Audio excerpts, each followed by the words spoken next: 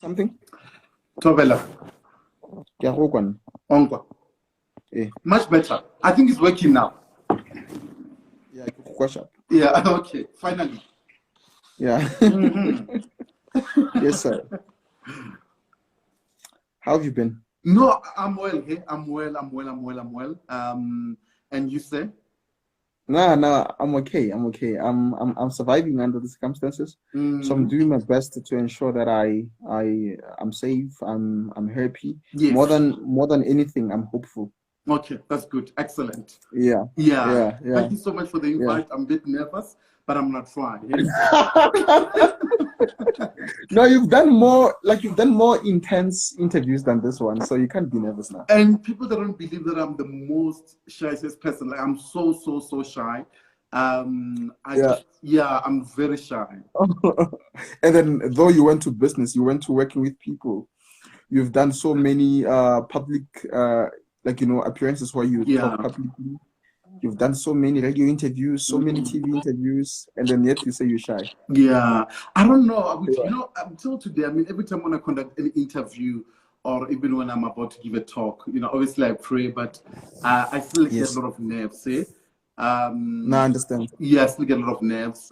It means I'm still hungry. I still long for more. Yeah. No, I understand. I understand 100%, and I think it's a very beautiful thing for people to know because they think you are doing all that you're doing because you are all confident and all knowing, and they don't know how you are doing it despite of the fears and despite of the shyness and despite of the nerves because of the nerves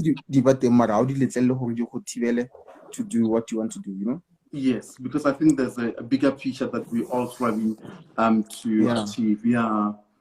And I think it's important for people to know that Emmanuel, why, despite all the fears, despite all the things that you believe you are still lacking, despite all the knowledge that you believe you still have to acquire, however, you are still doing it. You're not seeing those things as a handicap.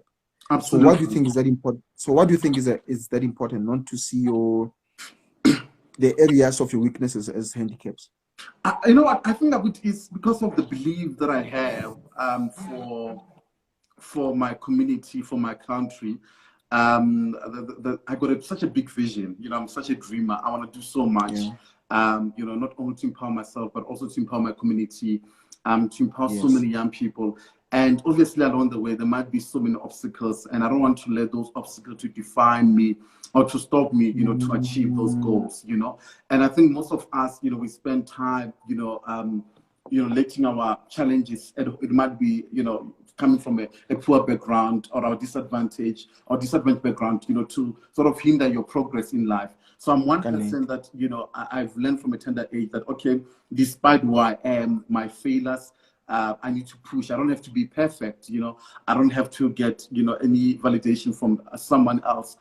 There's more that I'm striving to achieve in life. And I just need to keep pushing. And it gets better, you know. I mean, it gets better by just, you know, refining the skills, learning, making mistakes. And you'll never be perfect. So it's always key that to keep pushing, you know.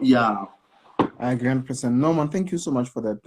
Because like I said, it's important for people to realize that you're not doing the things you're doing because you think you've got it all figured out. And you'll never get everything right. And I always say to all the business people that I look up to, I always speak to them that, guys, let's just be honest about our journey. Let's be honest about our struggles. I think that's key because people, they tend to admire you as if you are this perfect somebody. And also, I think social media, we try to portray as if we've got everything under control, you know, and that's why some people, they're afraid to start businesses, they're afraid to start initiatives because also they want to, you know, sort of tick those things. So for me, since I embarked on my journey, I always try by all means to just be honest, just to open up, so I can encourage the next person. Also, they can start where they are with what they have. I think that's key, you know. So being honest with our journey, being honest about our struggles, Mara, what do you think? Like, why are we afraid to be frank and honest with what we're going through? What do you think is the reason? It's a challenge, you know, because some people, they've got this perception that, you know, you can't even go into a boardroom, say maybe you want 2 million investment, but you don't look the part. I had that misconception around. I love you also, Masio. Yeah, I see. I Yeah. love you also. Nice. I love you so much. So there's a lot of perception that you need to, you know, sound somehow, look somehow before people they can, you know, sort of take you seriously. Yes, and I think that's a wrong perception. But I see the world, how sort of the world is evolving. The world now is looking for people that are so real, so authentic about who they are, about their struggles, about their journey, and they can embrace you, you know. So yes. I mean, I've seen it like even over the years when you look at people like Shoma Josie, was Java, you know, they're competing globally, and the world is embracing them extremely well because they are true to their self, true to very authentic. Yes, and to what they believe in. So also that's my philosophy. You know, one friend of mine said, Emmanuel, one thing I love about your story is that you've been so consistent, like from the time you're still studying, and you know your stories still remain the same regardless of what you have achieved. You know, you're still honest about your struggle, where you come from, raised by a single parent. Your mama, she was a domestic worker, and that's what people are looking for. And that's why I think also why so many people they relate well with me, especially young people, because I'm just honest. I'm very clear about who I am and what I stand for. And if you believe in me, you believe in me. And if you don't, then that's okay. Yeah. It is okay. And I think you are not here for everybody. Yes. You are here for whoever that God see fit to be part and parcels of your journey. Absolutely. Yeah. So like you'll never do that. Yeah, you'll never do that. Yeah. No, I guess say it. And then when did your passion for business start actually? Why didn't you just join corporate? You know what? I would when I was still in university, you know, high school, I wanted to become a police officer. No, come on. Are you serious? Yes. And literally on my WhatsApp, I shared a status where, you know, I said there was this desire to become a police officer. And also reason being Kohore, you know, in Koko High, most of my family members, you know, they're in the police force, you know, so I really wanted to become one. Then, you know, post-matric, then that's why I had so much love for business. And I started to do research about, you know, some of the great business leaders that we have in South Africa. Then when I was still studying, I mean, I think I was 18 and 19, then that's where I established my foundation, the Bonoko Foundation. And that time it was not formalized in terms of compliance, but I had fun doing the work, you know, in terms of speaking to young people across South Africa. You know, I was doing a lot of books. I'll go to prisons. I'll go to, you know, NGOs. I had so much doing that. Then I started to host a number of career expos for young people. I don't know how did I manage, because there was no any funding or any investment, but I had this love for Bacha. And till today, and eventually God was so faithful to bring the right people to support my idea. Then towards getting the degree, that's why I formalized the foundation. And I think that's where I got most of my experience as a business owner. My skills were refined. My character was tested. Which, you know, it was sort of a stepping stone before the holding company. So the foundation, yes, it really. So, foundation before holdings, ne? Yes, sir. It was the foundation. And I think till today in South Africa, I'm still known as Emmanuel Bonoko, the social entrepreneur in South Africa. That's how people know me. Because there was so much work. Until today, you know, I'm still involved in a number of youth programs. But I think studying my degree in marketing, I was very clear and very intentional that, you know, I'm going to evolve and I'm going to embark on other business interests. And that's where Bonoko Holdings gave sort of birth. So the foundation, it was a stepping stone for greater things. You know, I mean, I've met all these great business leaders like your Puti Mahanyeles, your Bonamo Halis, your Kanyitro Mos, who became my mentor under my foundation. And the media South Africa really embraced some of the work that I've done over the years. So Mama Feliciana, some other time. Yes, Mom Felicia Maguza. I remember she flew all the way from LA, and when she landed, she's like, I wanna, you know, have a lunch with you just to hear about some of the great work that you're doing in South Africa. So I got such a great exposure, great experience through my foundation. I understand. So then, the holdings company, like what portfolios are you targeting? Okay, what business? Yeah. So Emmanuel Holdings is a marketing agency, PR and marketing agency. Okay. So we focus on brand strategy, brand development, content, digital marketing, and one of our biggest portfolio is PR relations. And we work a lot with a number of SMEs. We work a lot also with a number of corporates, and we help them in terms of their brand strategy, content, PR.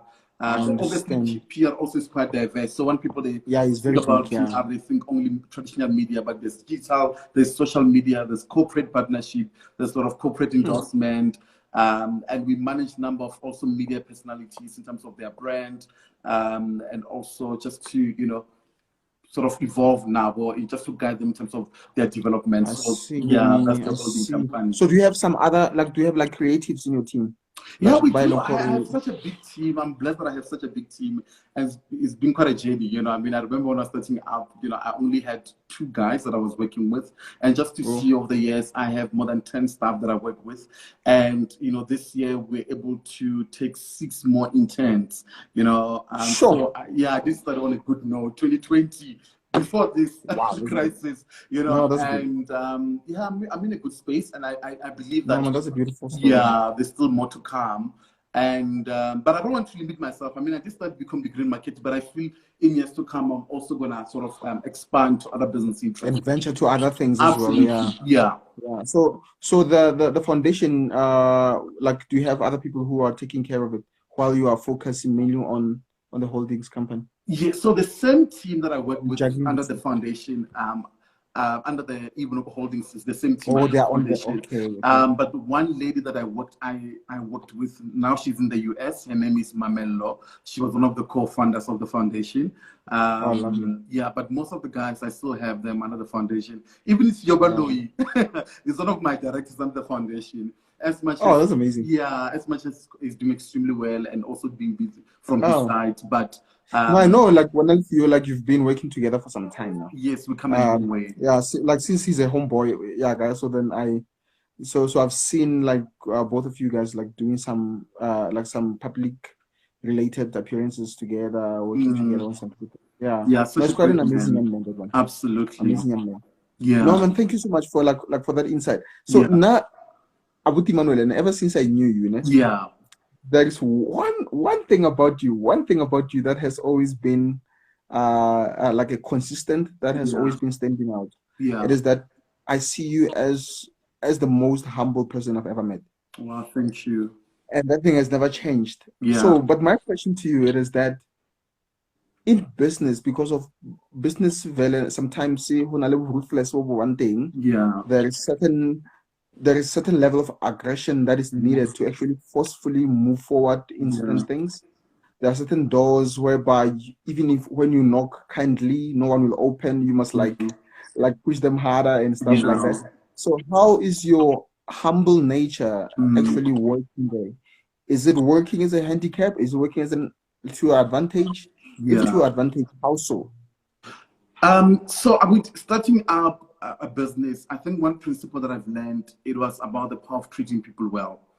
And I think, regardless of, what you have achieved, how qualified you are, it's still very key, to really treat people well. And I've seen that the more you treat people well, people obviously don't wish you well. Some will pray for you. Some will even speak so hard of you.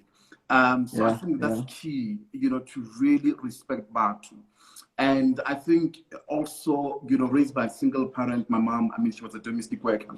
She taught me so well, in terms of values. And I think sometimes, as much as you want to grow, you want to make money, but you must not compromise yourself and your values in order for you to, see it on the table of the success. And I think that's what we see. I love that. There's a trend where young people are they don't have respect even for our elders, but what about who is saying against all odds? Because now we are too smart, we are too educated, we lack humility, even respect. So I was well groomed, and my mom, she taught me so much about life. So even when in the corporate, I met great mentors that talking about the power values, that the Bonangi always say, what are the greatest assets in a company are people. Even now, during this global crisis. How yes, that the Bonamuhali.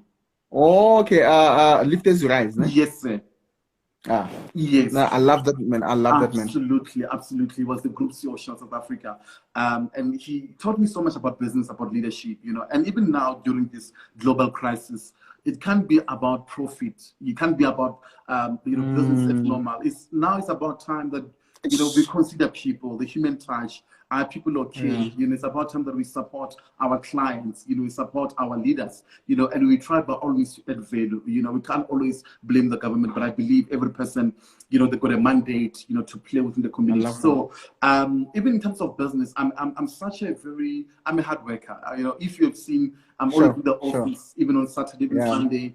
And when I work, and I'm firm in terms of my work delivery consistency, and managing clients' portfolio. But, in the midst of everything, or the center of everything, needs to be about people, the human touch. So people, they always make it about money. And for me, I believe that the business has evolved. The bottom line, it can't always be about profit, but it's about impact, before you even make profit. That's my philosophy in business, that the bottom line has evolved. So let's make it about people. Let's care about people, and let's respect people. Let's value people. And by doing so, I think you can build a very sustainable company. So other people, obviously, I've met them and I respect their ethics in terms of being, some they're a bit coachy, bit arrogant. Sure. And money comes and go. Hey, money comes and goes, but how you treat people, your values will forever remain. So for me, that's quite key to be grounded, and also to know why I'm in business. So to always sort of have a reminder that why you're in business, why you're doing this. No, for sure, that's very important. And I agree with you 100% on that one. And I love the fact that you are in people, being kind, being humble is not a disadvantage. It is not like exactly. So you can still do well in business by being a good human being as well. Yeah, you can, absolutely. And obviously, there are times where you need to make those decisive decisions. You need to be fair, but you don't have to be arrogant. And I see a lot of arrogance. Firm, not arrogant. Yeah. Absolutely. There's a difference. So I'm firm. So when I connect business, I'm firm. In the boardroom, I'm firm. But I really embrace people a lot. I believe in people. And I think also, Abuti, one of my contributor to my success, it is people. For me, business, it's quite easy, to be honest, to run a business, because I've learned that I don't have to be smart. I don't the smartest person under the sun. I don't have to get everything under control. I don't have to, always be good in what I do. But I've learned about teachability. So teachability means you are able to ask for help. Teachability means you are able to seek advice. Teachability also teaches you to have a very open leadership. So my team, they know very well. When I seek, be teachable, Yes, when I seek clarity, when I need support, I'm able to engage with them. I don't, as much as I lead them, as much as I'm their boss, but I'm very teachable. I learn a lot from them. So I think most people, they want to be perfect. Most people, they want to always sort of show that they are strong, they're not failing. I failed so many times. There are so many things that till today, yes, I failed so many times. There are so many things that till today, I still seek advice from my team, from some of my interns. So, and it makes me, I'm a human, and I'm allowed to, so I don't need to sort of unnecessarily so. Absolutely, and it makes my life to be more ease, and I'm able to relax, and I'm able to be productive, So I think that's what we need. So then you said something that is very important. You do ask for guidance and help from your team and even from your interns as well. Yes, sir. So how do you strike the balance between being seen as a leader that is incompetent and a leader who is, from humility standpoint, asking for for the views and the points or the perspectives of his team? You know, we come from a background where, I mean, entrepreneurship in our Black community is not well embraced. Until today, yeah, sure. You know, we, even when I go back home, you know, they still ask me, my son, what do you do? And absolutely.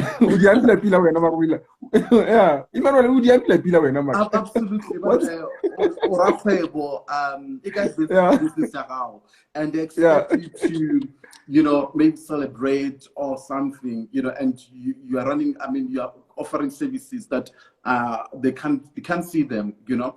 And, you know, so I've learned that already there are so many challenges that we're going to face to build up or to build a company.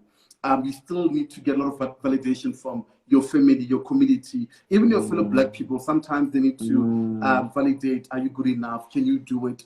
So meaning that we come from an environment where entrepreneurship is not embraced. So for me, I've learned from a tender age that, Emmanuel, don't be hard on yourself. If you're going to try by all means to act all perfect, it means also you're going to block your blessing from people who can maybe possibly mentor you, invest on you and help you. Sure. So that for me was key. That till today, you don't have to be perfect. You are still young, you're still making mistakes, but you're getting better. But something that I don't neglect is quality. You know, I'm getting this phone call,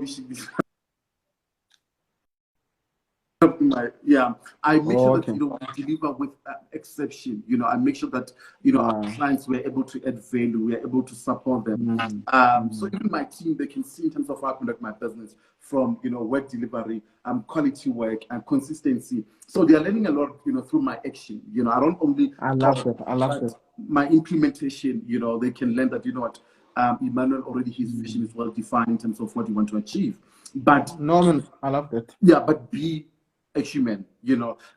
Don't always try to act as if you got everything under control. Sound smart, you know. And I think that's what helped me to build a business. And I always say it's easy to build a business when you know what you are good at, you know, and what support you might need, you know, towards your business growth. So I'm a very good marketer. I can market myself. I'm easy to unlock, you know, boardrooms, you know, to speak to top CEOs, to sell my ideas. But then I need a team now to come and present. And I'm